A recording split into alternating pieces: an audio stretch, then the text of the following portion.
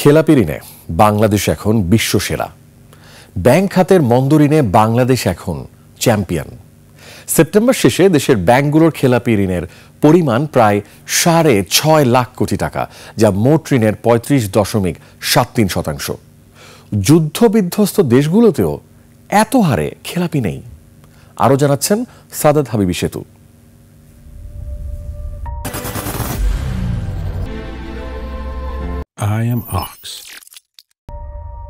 খেলাপি ঋণে এখন চ্যাম্পিয়ন বাংলাদেশ। বাংলাদেশের খেলাপি ঋণের হার সেপ্টেম্বর পর্যন্ত ৩৫.৭৩%। বিশ্বের আর কোনো দেশে এত মন্দা ঋণ নেই। ভয়াবহ যুদ্ধ চলা ইউক্রেনে চলতি বছরের সেপ্টেম্বরে খেলাপি ঋণের হার ছিল ২৬%। ইসরায়েলের হামলায় ক্ষতবিক্ষত লেবাননে এ হার ২৪%।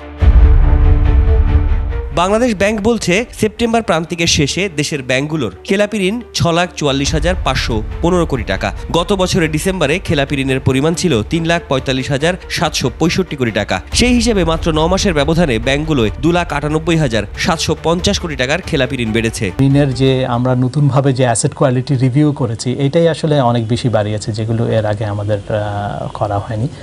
তো এটাতে আমরা প্রকৃত চিত্র কিছু বেরিয়ে এসছে। বাংলাদেশের খেলাপি ঋণ দক্ষিণ এশিয়ার দেশগুলোর তুলনায় বহুগুণ বেশি। ৩ বছর আগে দেউলিয়া হওয়া শ্রীলঙ্কার খেলাপি ঋণ ১২.৬%, মূল্যস্ফীতি নিয়ন্ত্রণে বেসামাল পাকিস্তানের ৭.৪, ভারতের ২.৩ আর নেপালের খেলাপি ঋণের হার ৪.৪%। এশিয়ার প্রতিযোগী দেশগুলোর চাইতেও খেলাপি ঋণে এগিয়ে বাংলাদেশ। সিঙ্গাপুরের খেলাপি ঋণের হার ১.৩%, মালয়েশিয়ার ১.৪%, থাইল্যান্ডের ২.৭, ফিলিপাইনের ৩.৩, ভিয়েতনামের ৫.৪ আর ইন্দোনেশিয়ার ২.১%। দেশের ব্যাংক খাতের খেলাপি ঋণের হার যখন ৩৬%, তখন এশিয়া মহাদেশের গড় খেলাপির হার মাত্র ১.৬%। এ থেকে পরিত্রাণ করার জন্য আপনার পলিসি সাপোর্টের বিকল্প নেই, এবং খেলাপি ঋণ যদি কমানো না যায়, তাহলে সামনের দিনে অর্থনীতি গভীর সংকটে পড়ে যাবে। ১ দশক আগে দেউলিয়া হওয়া ইউরোপের গ্রিসের খেলাপি ঋণের হার এখন ৩.৬%।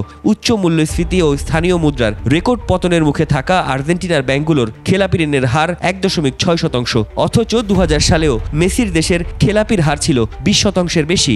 বিশ্বের তৃতীয় বৃহত্তম অর্থনীতির দেশ চীনের ব্যাংকিং খাতে খেলাপি ঋণের হার মাত্র ১.৫%, আর যুক্তরাষ্ট্রের ব্যাংকগুলোর মাত্র ১.৭% ঋণ খেলাপি। আর যেহেতু এই টাকাটা অর্থনীতিতে ইফেক্টিভলি কাজ করতে পারে না, যেটা পুরো অর্থনীতির জন্য আসলে এটা ক্ষতির কারণ হয়। যে অর্থঋণ আদালতের সংখ্যা বাড়াতে হবে, এবং আমার কাছে যেটা মনে হচ্ছে, বাংলাদেশের যারা প্রকৃত খেলাপি, যারা ইচ্ছাকৃত খেলাপি, তাদেরকে একটা শাস্তির আওতায় আনতে হবে। অথচ ২০০৯ সালে আওয়ামী লীগ সরকার ক্ষমতা গ্রহণের সময় দেশের ব্যাংক খাতে খেলাপি ঋণের পরিমাণ ছিল মাত্র ২২,৪৮২ কোটি টাকা। হাসিনা সরকারের ১৫ বছরের ব্যাংক খাতে লুটপাট খেলাপি ঋণকে ভয়াবহ পর্যায়ে নিয়ে গেছে।